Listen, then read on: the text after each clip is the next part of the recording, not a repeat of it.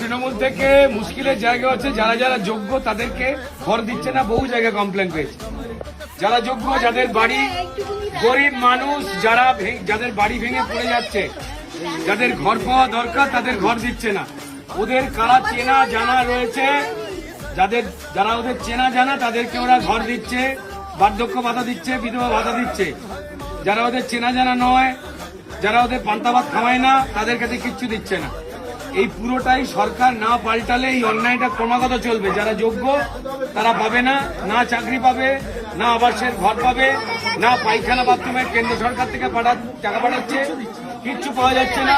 ঘর বানাতে গেলে কাটমানি চাইছে তো, হ্যাঁ, কোথাও 20,000, কোথাও 30,000 টাকা করে কাটমানি চাইছে।